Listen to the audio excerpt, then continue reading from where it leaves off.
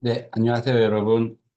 오늘은 실험 연구의 이해입니다. 10절이고요. 아마도 이제 막바지에 오실 것 같고요. 지금 10절, 그다음에 11절이 아마 통계 분석의 이해입니다. 12절이 통계 분석의 이해 두 번째고요. 가장 어려워하는 파트가 이 실험 연구에 관한 거고요. 그다음에 통계 분석의 이해 같아요. 그런데 시험에는 꾸준히 나오고 있거든요. 특히 실험 연구 같은 경우 좀 자주 나와요. 그래서 여러분 또 분량도 가장 많기도 합니다. 좀 집중해서 학습해 주시면 좋을 것 같고 기본적으로 실험 연구에 대한 게 무엇이냐라고 하는 것을 좀 알고 가시면 좋을 것 같아요.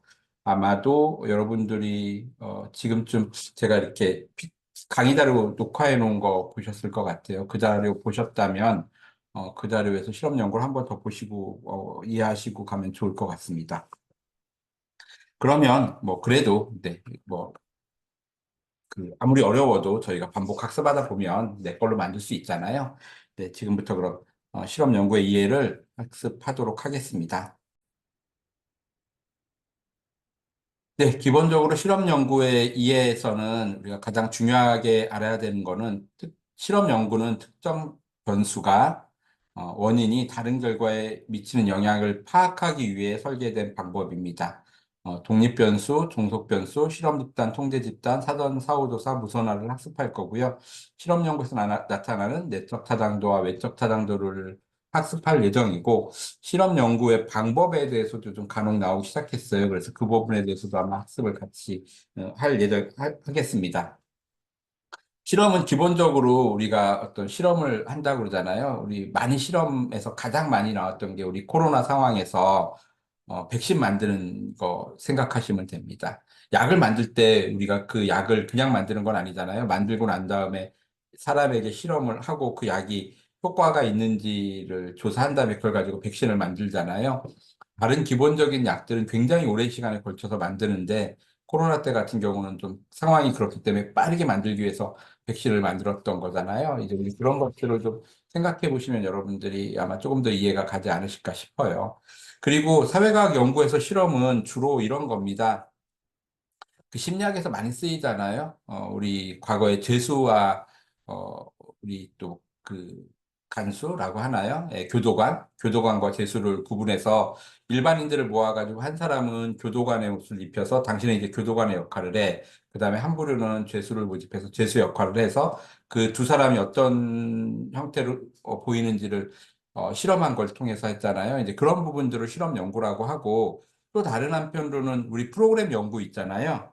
여러분들 뭐 청운이 대표적인 게 청운이 활동이라고 하면은 청운이 활동을 한 청소년들과 하지 않은 청소년들의 어떤 변화가 일어나느냐. 그래서 청운이 활동을 한 청소년들을 대상으로 어, 그 청운이 활동을 하기 전에 사전조사, 뭐 예를 들어 시민성을 조사하고 난 다음에 뭐 6개월 동안 청운이 활동을 하고 나서 6개월 후에 시민성의 변화가 어떻게 나타났느냐 이런 것들을 우리는 실험 연구라고 이야기를 합니다. 그래서 그 부분에 대한 거를 여러분들이 이제 학습하신다 생각하면 될 것 같습니다. 자, 구체적으로 실험 연구라는 것은 이렇게 나와요. 하나의 변인을 의도적으로 변화시켜서 어떤 다른 변인의 어떤 변화를 가져오는가를 관찰함으로써 변인 간의 관계를 분석합니다. 연구자는 하나 또는 그 이상의 독립 변인을 동그라미 쓰요 독립 변인을 조작해서 종속 변수에 미치는 효과를 분석하는 것입니다. 하나의 요인을 변화시키고 나머지 모든 요인을 일정하게 되도록 엄격하게 동그라미 쓰요 통제된 상황에서 발생한 결과에 대하여 객관적으로 분석한다라는 겁니다. 그래서 실험 연구에서 자주 쓰이는 단어가 의도적이라는 용어, 그 다음에 통제적, 인위적 이런 단어가 굉장히 많이 쓰입니다. 실험 연구는 아무래도 이론을 검증하려고 합니다. 이론을 검증. 그래서 양적 연구에 해당하죠. 이론과 가설을 정리하고 실험과 관련된 가설을 공식화하고 프로그램의 효과를 검증할 때 주로 실험 연구가 쓰입니다. 실험 연구의 특징에서 가장 대표적인 단어는 뭐라고 그랬어요? 인위적으로. 독립 변이를 조작해서 종속 변이 영향을 분석하는 것. 그리고 실험 연구는 이 실험을 해야 되기 때문에 실험에 다른 요소들이 포함되면 안 되잖아요. 그걸 뭐라 그래요? 엄격히 통제된 상황에서 이루어집니다. 그리고 독립변인이 종속변인에 미치는 영향을 확인하기 위해 독립변인의 변인 이외의 모든 조건을 엄격히 통제합니다. 그래서 실험 연구라는 자체가 이런 용어로 쓰인다. 혹시라도 실험 연구가 주관식으로 나온다면 여러분 쓰실 수 있어야 돼요. 그리고 인위적, 그다음에 통제적 이런 용어들이 많이 나온다. 실험 요건의 조건에서는 네 가지가 있습니다. 네 가지. 이 그래프표가 네 가지를 잘 보여주는 거다라고 보시면 될 것 같아요. 아마도 여러분들은 요 표가 보일 수도 있고 아닐 수도 있을 텐데, 네, 우선은 제일 먼저 중요한 건 실험 집단입니다. 실험 집단.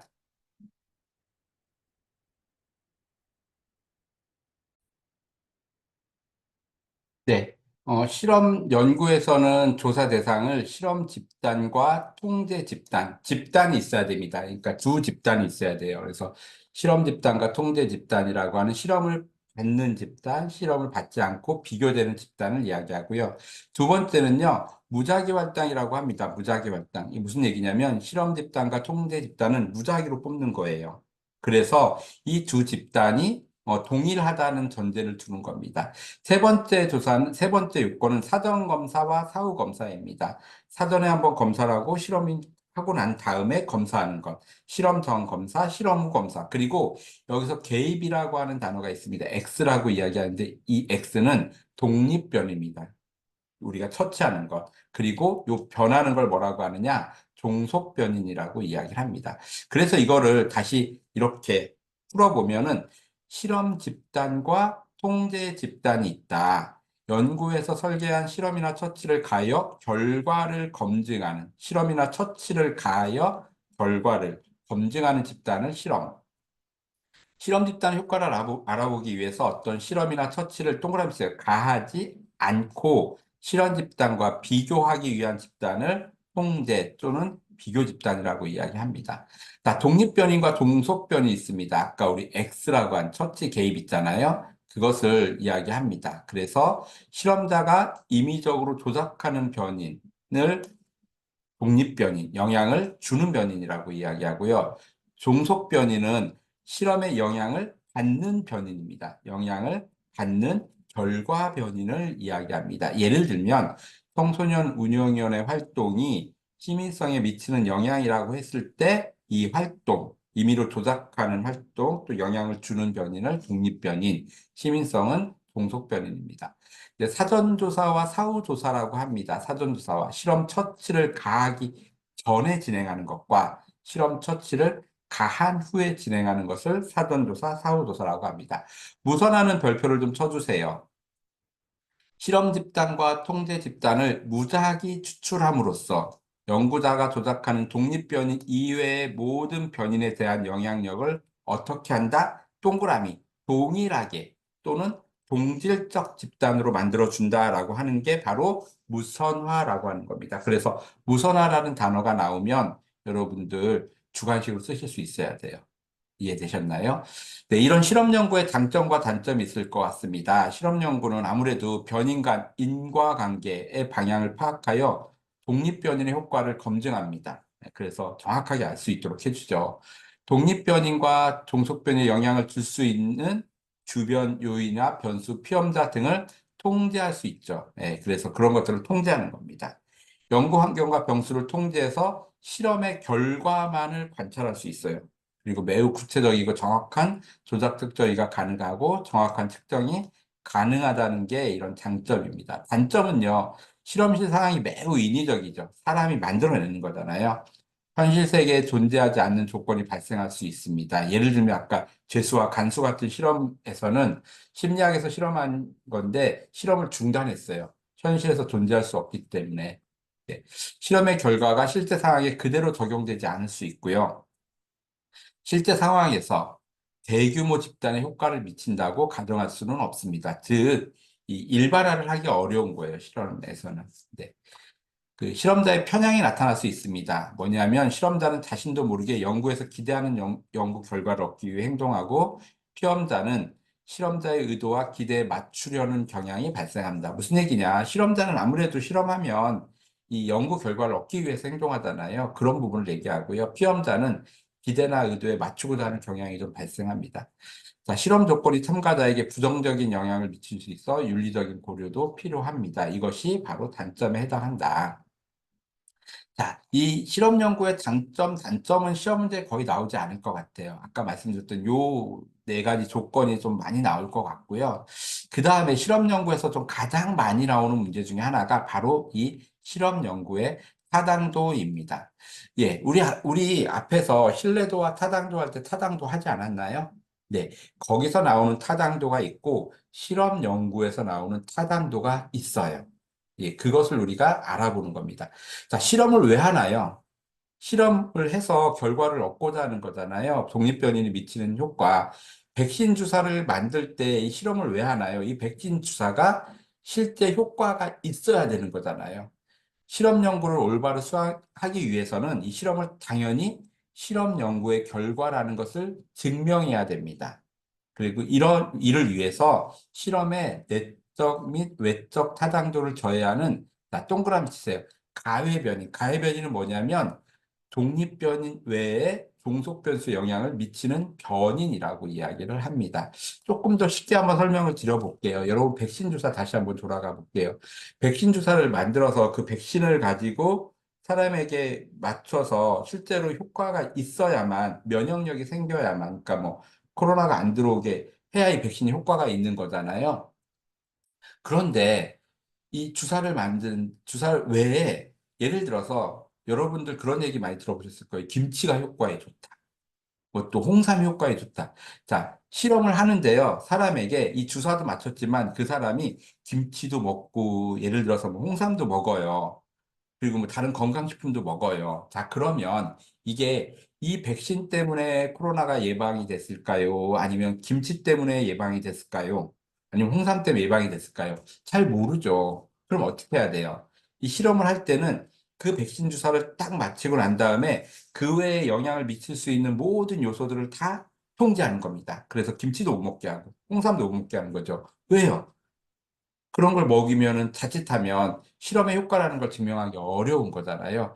여기서 얘기하는 가외 변이는 바로 그겁니다. 독립 변수 외에, 변인 외에 종속 변인에 영향을 줄 수 있는 변인들을 어떻게 해요? 다 통제한다는 겁니다. 자, 그런데 이때 나타나는 두 가지가 내적 타당도와 외적 타당도라는 게 있어요. 내적 타당도는 뭐냐? 실험에 의한 결과가 다른 가외 변인의 영향을 받지 않고 순수하게 뭐 때문에 독립 변인 때문에 발생한 결과를 얻었다는 확신하는 정도. 그러니까 다른 변인의 영향을 받지 않고 이 백신 주사 때문에 영향을 받았어요. 백신 주사 때문에 실험의 결과가 좋았어요. 라고 하는 것을 증명하는 걸 우리는 뭐라고 한다? 내적 타당도. 그래서 내적 타당도의 같이 따라오는 대표적인 단어가 뭐냐면 독립변인 때문에, 독립변인 때문에, 실험 때문에 발생한 결과라고 하는 것을 동그라미 치세요. 이렇게 길게 설명드린 이유가 있겠죠. 자, 그럼 외적 타당도는요? 외적 타당도는 뭐냐? 실험을 왜 합니까? 소수의 사람들을 데리고 실험을 하잖아요. 왜 해요? 그 백신의 효과가 생기면 그거 뭐 어떻게 하려고 그래요? 많은 사람들에게 뿌려야죠. 소수의 사람들에게 빨리 실험을 해서, 이거 효과가 있다는 걸 알아낸 다음에 결국 하는 건 뭐예요? 백신 주사를 많이 뿌려야 돼. 전 세계에 뿌려야 되잖아요. 그런 것. 바로 실험의 결과가 다른 비슷한 실험 조건에서도 얻을 수 있는 동그라미 치세요. 일반화의 정도. 일반화의 정도를 의미합니다. 다른 상황에 적용했을 때도 어떤 결과? 동일한 결과, 동그라미 치세요. 그래서 내적 타당도를 의미하는 건 독립변인 때문에, 외적 타당도를 의미하는 거는 동일한 일반화 정도, 동일한 결과를 얻을 수 있는 겁니다. 그걸 가지고 내적 타당도와 외적 타당도를 구분하는 용어입니다. 그런데 내적 타당도를 저해하는 요인이 있어요. 응. 자, 이거. 그 다음에 외적 타당도를 저해하는 요인이 있는데 이게 요즘 시험에 꾸준히 나옵니다. 자, 내적 타당도를 저해하는 요인이 뭐냐? 우연적 사건이에요. 실험 기간에 외부 사건이 모든 참가자에게 영향을 주어서 실험 결과에 변화를 가져오게 됩니다. 예를 들면 청운이 활동을 하면서 그 시민성을 하고 있는데 외부 사건, 뭐 자연재해라든가 촛불 집회 등이 일어났어요. 그러면 어떻게 되나요? 이거 내가 하려고 한 건가요? 하지 않은 거잖아요. 그래서 외부 사건이 일어나면은 촛불 집회 때문에 시민성이 어떻게 돼요? 높아지잖아요. 그런 걸 얘기하는 겁니다. 자, 성숙이라고 해요. 성숙. 장기적 실험이 적용될 때 실험 처치 효과가 아니라 실험 집단의 특성이 변화함으로써 결과에 영향을 미치는 걸 뭐라고 하느냐? 성숙. 아무래도 초등학교 때 초등학교 6학년 때 실험에 참여했는데 중학교 1학년이 됐어요. 그럼 바뀌잖아요. 성숙. 그런 걸 얘기합니다. 사전 검사의 영향입니다. 아무래도 실험을 하다 보면 사전에 한 번 하고 사후에 한 번 하잖아요. 아니면 동일한 경험이나 유사한 경험에 검사를 받은 적이 있어요. 청운이 활동을 했는데 작년에도 청운이 활동을 했어요. 그러면 어떻게 돼요? 사전 검사에 영향이 있잖아요. 그래서 이런 걸 또는 실험 효과, 시험 효과라고 합니다. 어떤 거냐? 이전에 동일한 경험이나 유사한 실험, 검사가 실험에 영향을 미치는 것을 사전 검사의 영향. 최근에 이런 용어가 나왔어요. 주 시험 효과와 상호작용 시험 효과라는 단어가 나왔습니다. 자, 상호작용, 주시험, 독립변수와 관계없이 자, 어떻게 동그라미, 동일한 측정을 어떻게 동그라미 반복하게 됨으로 나타나는 영향. 즉, 사전 검사가 사후 검사에 미치는 영향입니다. 즉, 첫 번째 측정으로 인한 효과가 두 번째 측정에 영향을 주는 거예요. 그러니까 한 번 조사한 게 두 번째 영향을 주기 때문에 이런 걸 주시험 효과라고 하고 상호작용 실험 효과는 실험을 하기 전에 실시한 사전 검사가 실험 변수에 영향을 미치게 되어 일어나는 현상을 우리는 상호작용 시험 효과라고 이야기합니다. 네, 또 다른 용어로는요, 측정 관리의 변인의 변화가 생깁니다. 측정 도구라든가 평가자, 면접자가 달라짐에 따라 영향을 줄 수 있죠. 자, 우선 요 1번, 2번, 3번은 상당히 시험에 많이 나올 수도 있습니다. 그러니까 1번, 2번, 3번은 여러분들이 좀 잘 기억하시면 되고요. 네, 나머지는 조금 그냥 듣고 계시면 돼요. 아, 통계적 회계도 좀 있군요.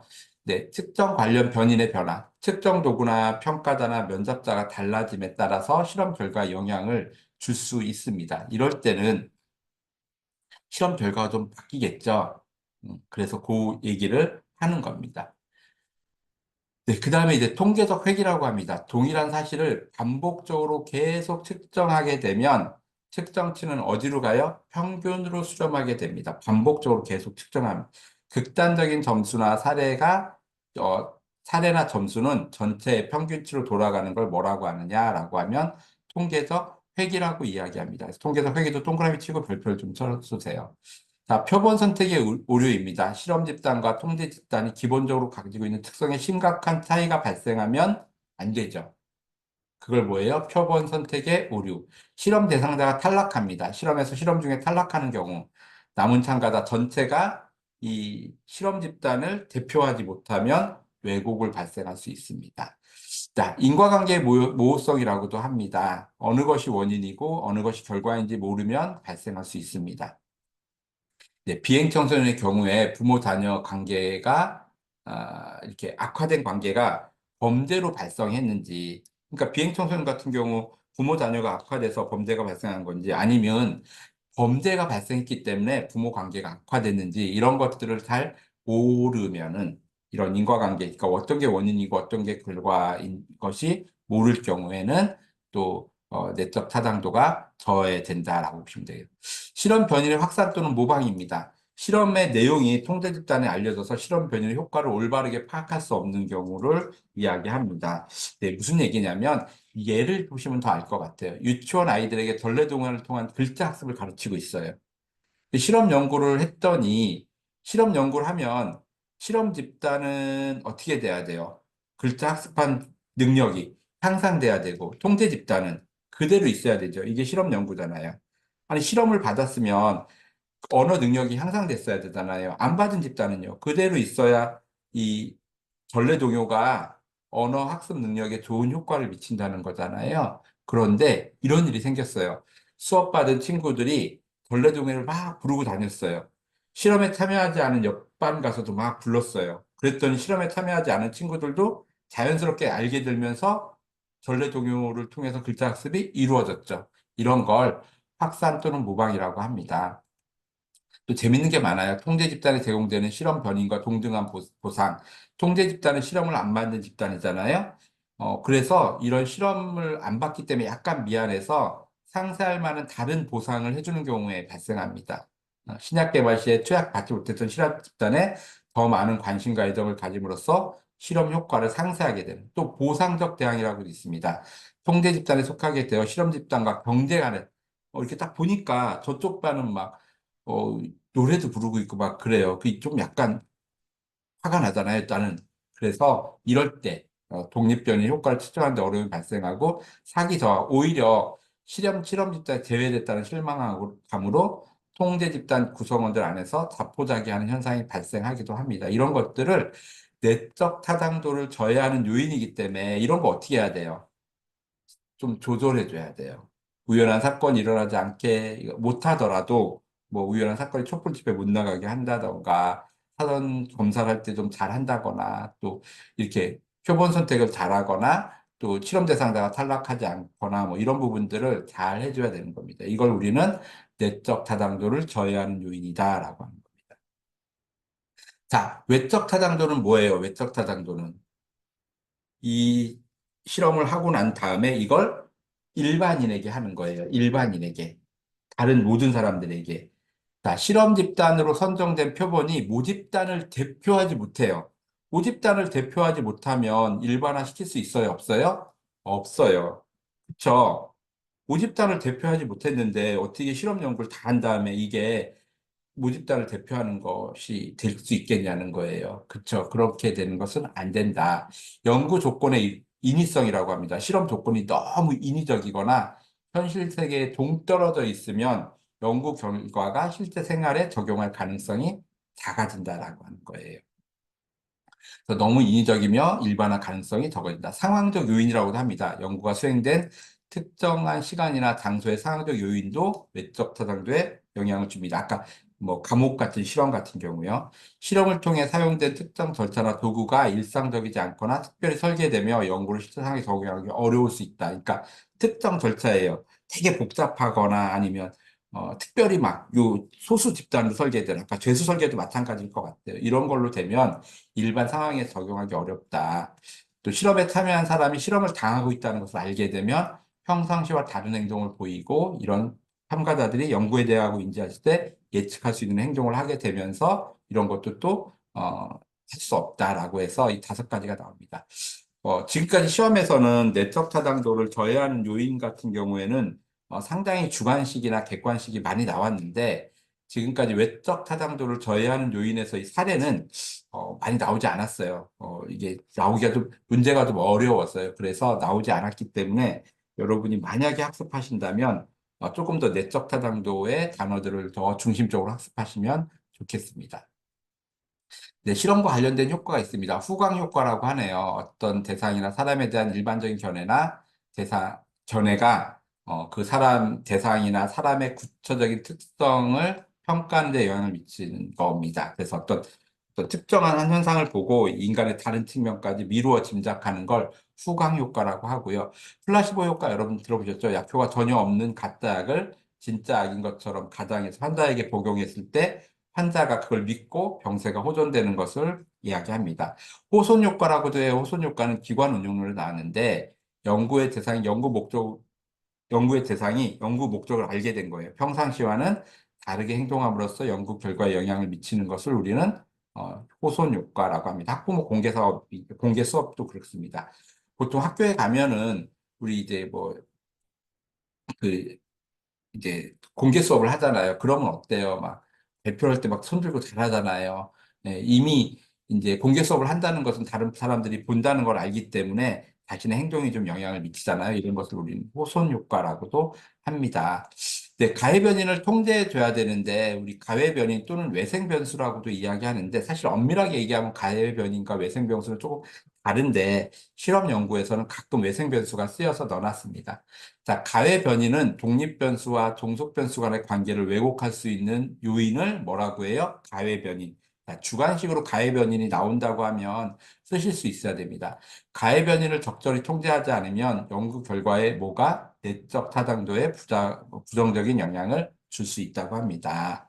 자, 무선화라고 합니다. 무선화, 무작위 활동, 실험 집단과 통제 집단을 무작위로 추출함으로써 독립변이 이외의 모두 변인에 대한 영향력을 어떻게 한다고요? 동일하게 하고 어떻게 동질적인 집단으로 만들어주는 것. 이걸 뭐라고 그랬어요? 무선화, 무작위 활동. 앞에 했습니다. 짝짓기는요, 참가자들에 대한 특성에 기반해 짝을 지어서 나누는 거예요. 짝을 지어서 비슷한 집단끼리. 자, 통제 집단을 사용하는 겁니다. 통제 집단을 설정해서 독립변수의 조작이 없을 때 동set 변수가 어떻게 변하는지 조사하고 이를 독립변수의 실제 영향력을 가해 변인 영향력으로부터 구분할 수 있다라고 이야기합니다. 실험 절차의 표준화, 실험 절차, 지상, 특정 도구를 모든 참가자에게 일관되게 적용함으로써 절차상의 변동이 결과에 영향을 미치지 않게 한다. 또 가해 변인 영향을 통계적으로 제어할 수 있다고 하네요. 통계적 통계라고 하는데 분석 과정에서 가해 변인 영향을 분리하고 조정하는 데 도움이 된다라고 이야기도 합니다. 이 가해 변인의 통제에서는 사실 이 무선화가 가장 많이 나온 것 같아요. 그래서 가해 변이라는 용어와 무선화라는 용어를 좀 구분해 주셨으면 좋겠습니다. 네, 아우, 어깨 한번 푸시고 하시죠. 저도 막 긴장이 되네요. 네, 어깨가 쫙. 네. 실험 연구의 설계입니다. 이 문제는 사실 되게, 좀 자주 나오진 않았었는데, 최근 들어서 조금씩 나오기 시작하고 있더라고요. 그래서 여러분들이 좀 알고 계시면 좋을 것 같다라는 생각이 듭니다. 자, 우선 가장 기본적인 실험 설계 모형입니다. 우리 아까도 했듯이 이게 사전, 사후, 측정, 통제 집단 설계라고 합니다. 아까 그림에서 보셨던 거하고 똑같아요. 이걸 표로 넣어놨어요. 자, 실험 집단과 뭐가 있어요? 통제 집단이 있고 그 집단은 뭐? R, 무선화가 있죠. 그 다음에 뭐가 있어요? 사전조사와 사후검사가 있죠. 세 개 있고요. 그 다음에 X, 실험 처치, 이거 뭐라고 그랬어요? 독립변인. 오투가 뭐예요? 종속변인. 이렇게 이루어진 게 가장 기본적인 설계 모형이라고 합니다. 자, 실험 설계를 구분할 때는 가장 먼저 해야 할 일은 어떻게 연구를 할 것인가를 설계하고 이런 것들을 준비하는 겁니다. 근데 실험 변수에 따라서 이렇게 또 구분하기도 해요. 사전 실험 설계, 순수 실험 설계, 유사 실험 설계로 구분합니다. 아유, 그냥 요거 하나만 하지. 이렇게 또 구분을 할까요? 그래서 그것 때문에 시험이 많이 나오는 것 같아요. 자, 사전이라고 얘기도 하는데 사전은 또 원시라는 용어도 쓰네요. 그래서 간단한 설계 구조인데 뭐가 없는지 잘 보세요. 무작위 할당을 하지 않았어요. 무작위 할당을 하지 않았다는 건 뭐죠? 랜덤, R을 하지 않았다는 거예요. 이 무선화를 하지 않았다는 거예요. 통제 집단을 설정하고 죄송해요. 잠시만.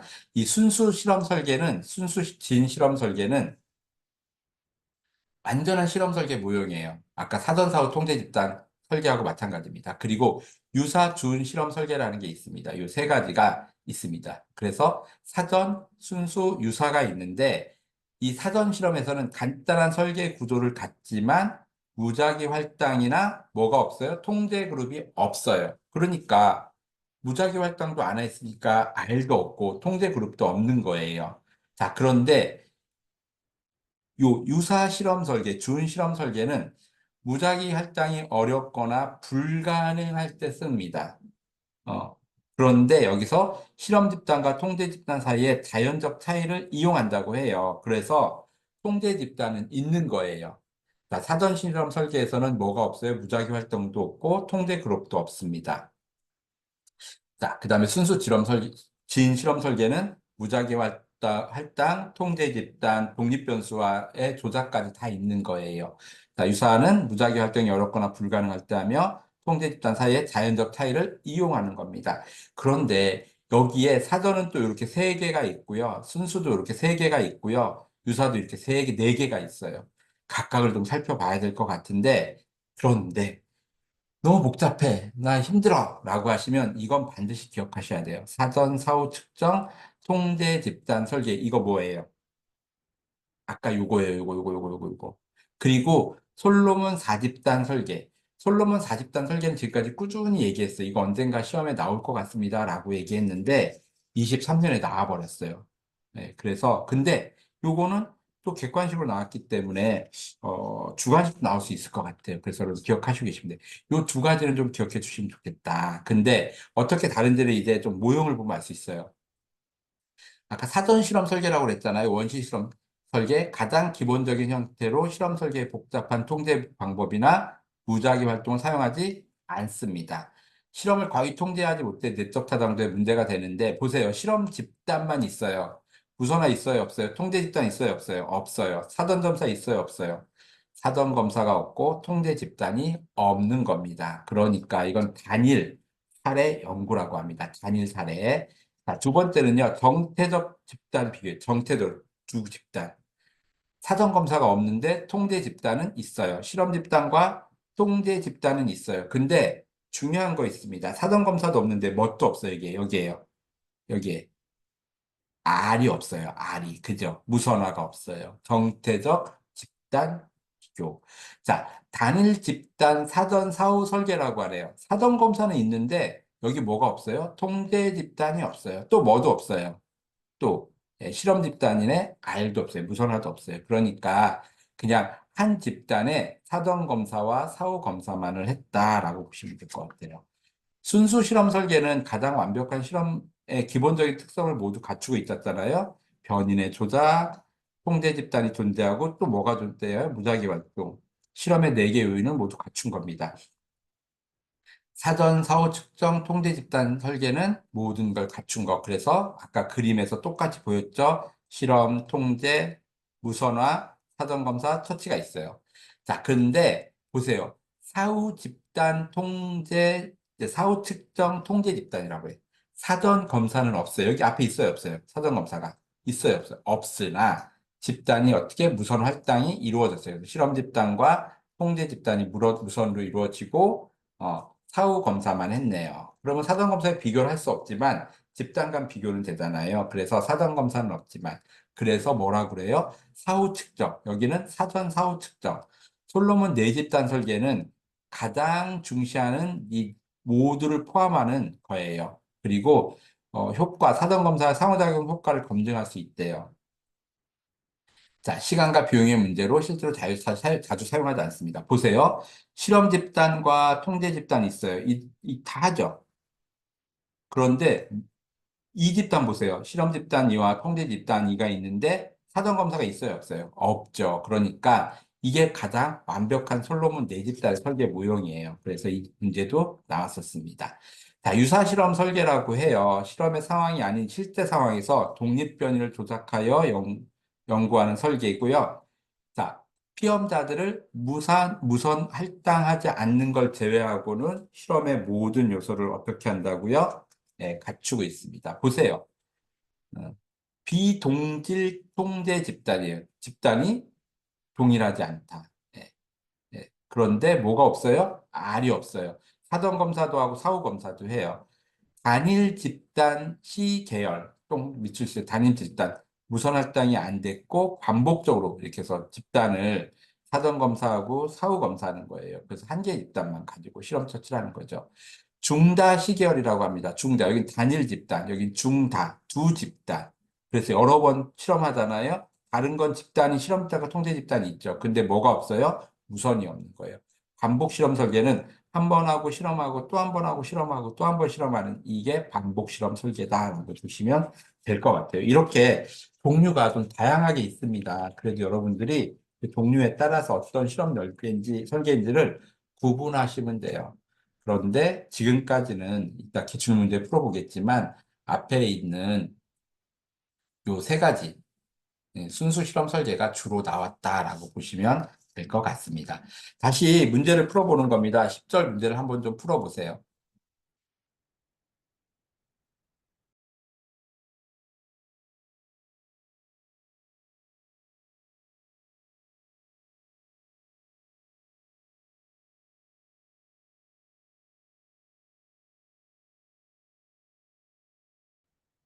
네.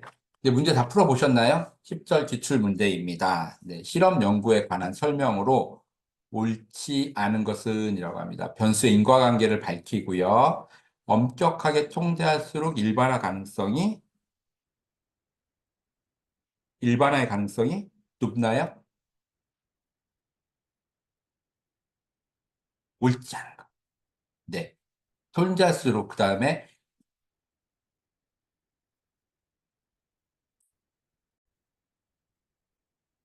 네.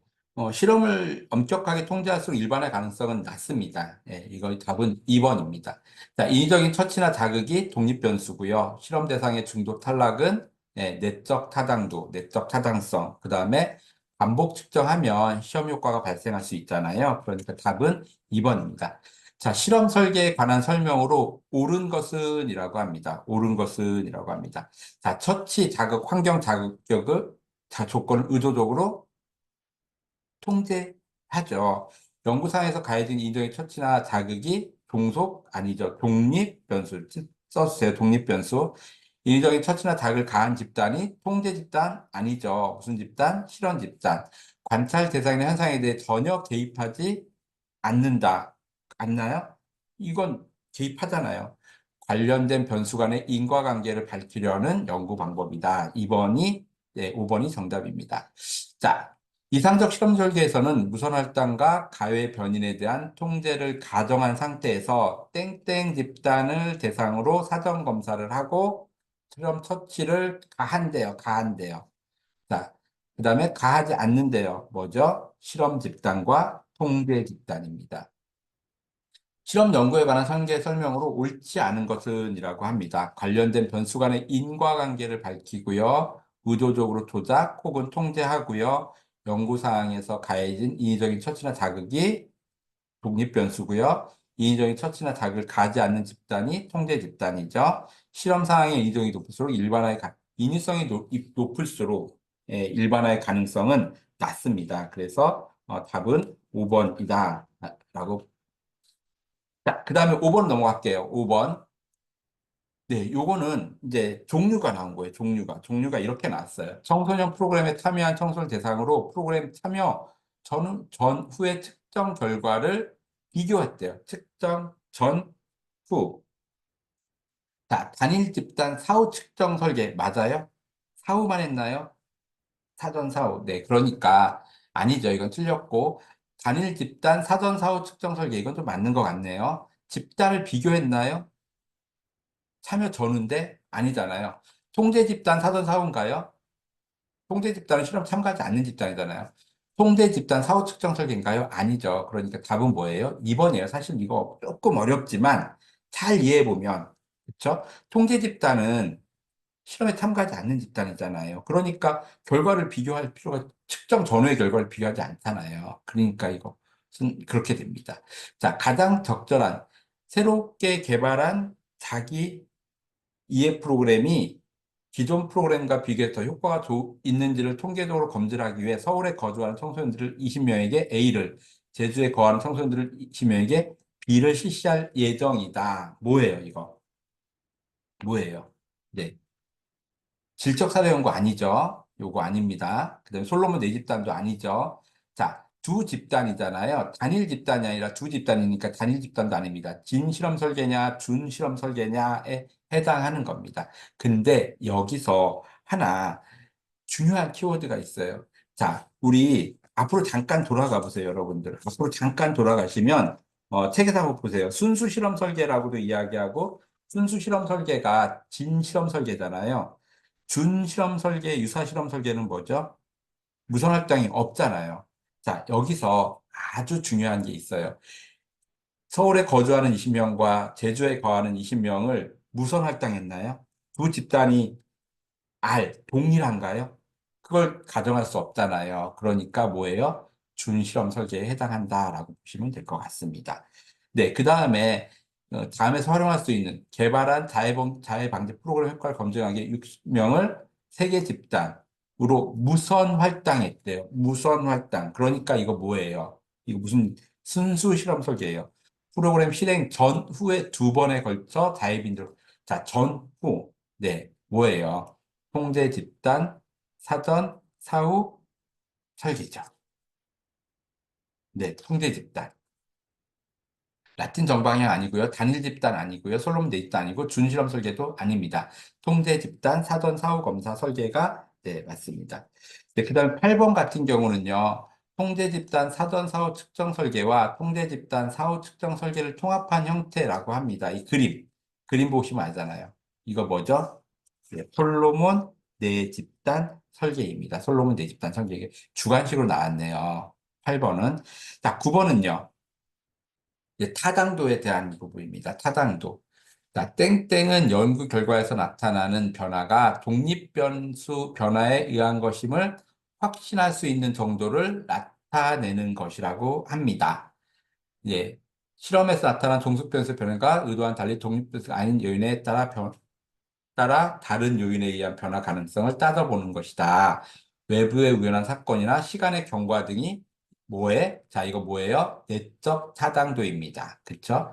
자, 실험에서 내적 타당도를 가지기 위해 통제해야 되는 변수를 뭐라고 그랬죠? 통제해야 되는 변수, 내적 타당도, 네, 외생 변수. 여기서는 가외 변수라고도 이야기하는데, 우리가 죄송합니다. 가외 변수라고도 하고, 외생 변수라고도 이야기합니다. 자, 11번입니다. 표본에서 도출한 연구 결과를 다른 집단이나 환경에 확대 해석하거나 일반화를 할 수 있는 정도를 의미한다. 네, 모집단에 의한 타당도와 생태적 타당도로 구분하여 평가할 수 있다라고 하는데, 자, 이게 뭐예요? 이게 일반화를 시킬 수 있는 정도. 네, 바로 외적 타당도라고 합니다. 네, 이제 이게 객관식으로 또 이렇게 나와요. 외적 타당도에 대한 용어를요. 단일한 개념을 측정하는 복수의 문항의 일관된 정도. 이거 뭐죠? 1번 옆에 쓰세요. 신뢰도. 자, 사전 검사의 영향. 한 번 검사하는 것은 실험 설계의 무슨 외적 타당도. 그쵸? 독립변이 효과에 실험과 초래했다는 확신할 수 있는 정도는 뭐예요, 이거? 내적 타당도 써주세요. 내적 타당도. 통제적 회귀는 외적 타당도가 아니라 무슨 타당도? 내적. 자, 현재 실험 조건을 떠나 다른 상황의 실험 결과를 어떻게 일반화시킬 수 있는 거. 이건 뭐예요? 네, 외적 타당도. 그러니까 답은 5번이겠네요. 마찬가지로 일반화를 위해서 땡땡으로부터 추출함으로써 일반화 실험 대상을 모집단에서 땡땡 추출하면서 각 대상이 실험 대상으로 선택될 확률을 모두 동일하도록 한대요. 각 집단에 배분하는 과정 역시 동일하게 이루어집니다. 자, 과정 역시 뭘로 이루어져야 된다? 뭘로? 네. 무작위 추출함으로써, 무작위. 네, 무작위 추출함으로써 이루어져야 된다라고 하는 겁니다. 14번입니다. 실험 설계 시 실험 집단과 통제 집단 표본 모두 동일 모집단으로 추출해서 독립 변인의 영향을 동일하게 함으로써 가해 변이를 통제하는 것, 동일하게 함으로써 뭐예요? 네, 무선화라고 이야기합니다. 자, 15번은요, 실험이 장기적으로 진행될 때 실험 결과에 따라서 신체적, 심리적 변화로 인해 그 실험의 결과가 왜곡되는 왜곡, 내적 타당도. 이거 뭐죠? 성숙.